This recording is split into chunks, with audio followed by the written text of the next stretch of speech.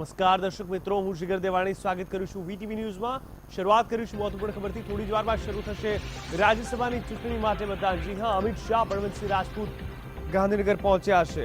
આજનો આ દિવસ ઘણો જ મહત્વપૂર્ણ માનવામાં આવે છે। અહેમદ પટેલ પણ ત્યાં હાજર થઈ ચૂક્યા છે। ગુજરાતની 3 બેઠકો માટે કહી શકાય કે મતદાન થવા જઈ રહ્યું છે અને હાલ આ મતદાન શરૂ થઈ ગયું છે।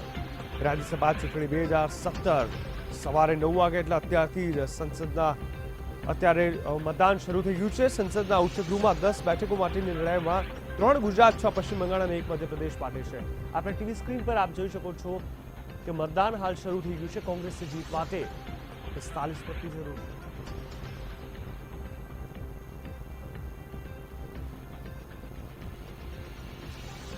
તો મતદાન શરૂ થયું એ પહેલા જ અમારા સંવાદદાતા મેહુલ દેસાઈએ બળવંતસિંહ સાથે વાતચીત કરી હતી। ચાલો જોઈએ શું કહ્યું હતું। બળવંતસિંહ રાજપૂત આપણી સાથે જોડાયા છે, તેમની સાથે સીધી વાતચીત કરશું। બળવંતસિંહભાઈ, ખાસ કરીને વાત કરવામાં આવે તો મતદાન ટૂંક સમયમાં શરૂ થઈ જશે, શું માનો છો હાલ તમારી પ્રથમ પ્રતિક્રિયા? અમારી પાર્ટીને ચોક્કસ વિજય છે અને વિજય નિશ્ચિત છે। ખાસ કરીને વાત કરવામાં આવે તો એનસીપીએ અને જેડીયુએ પણ તમને સપોર્ટ કરવાનું કહ્યું। હા, 100% સપોર્ટ કરશે।